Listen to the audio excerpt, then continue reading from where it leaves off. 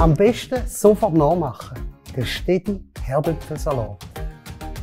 Mein absoluter Favoritensalat, weil und es passt im Sommer, oder? Kann man schön draußen essen, beim schönen Wetter, oder? Grillieren. Mit Herdöpfeln natürlich, klar. oder?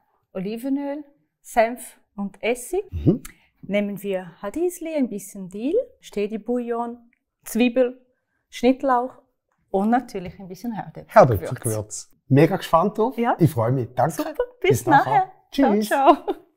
Kartoffel kochen, Haut weg. Also die Kartoffel frisch kochen. Schneide die hier auch wieder in die Mitte wie die andere. Ideal dafür ist so eine festkochende Kartoffel. Habe die Pfanne schon davor bereitet. Wir nehmen dafür Olivenöl. Ich nehme genug, weil es kommt keine weitere Öl nachher hier in der Soße. Nehme ich getrocknete Zwiebel. Die soll hier so aufnehmen. Lassen wir ein bisschen hier anbraten, nur kurz. Bereite ich noch den Stedi-Bouillon vor. Es ist wirklich eine Soße rein aus Öl, Essig, Bouillon. Zwiebeln sind schon goldig. Jetzt Senf direkt hier rein. Das ist etwas, was vielleicht nicht so gewöhnlich ist. Dann kann ich gleich mit dem Bouillon ablöschen. Ich will, dass die Soße nachher eins ist, dass diese Öl und Essig zusammen sind. In Senf habe ich so natürliche Emulgatoren. Sie sorgen dafür, dass durch Bewegung Essig und Öl sich binden. Ich mache schon ein bisschen Essig rein. Kann ich noch ein bisschen Bouillon reinmachen. Und dann lassen wir diese Soße hier ein bisschen köcheln und schneide gleich die warmen Herdöpfel hier. Nicht zu dünn, nicht zu dick. So dass man überall genug Soße hat. Schauen wir nochmal, was die Soße macht. Es ist heiß, es ist gebunden und jetzt kommt alles über die geschnittenen Herdöpfel. Sieht nach viel aus.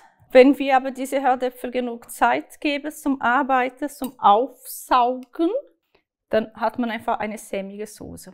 Ich tue jetzt noch Radieschen dazu schneiden. Mache ein bisschen Radieschen drin. Gibt auch eine schöne Farbe. Die nehme ich jetzt auch noch dazu. Ich finde, es gibt auch eine schöne Frische.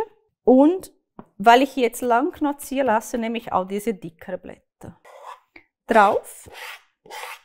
Wenn ich jetzt eine größere Schüssel hätte, könnte man wirklich schön schwenken, dass Kartoffeln nicht kaputt gehen. Und jetzt kommt noch Schnittlauch dazu. Und dann nehmen wir ein bisschen Herdöpfelgewürz dazu. Rühren und jetzt gibt nicht viel zu machen. Lassen wir hier diese Herdöpfel die Soße aufnehmen. Sieht aus, als ob es parat wäre. Ja. Können wir probieren? Probieren wir einen guten. Danke.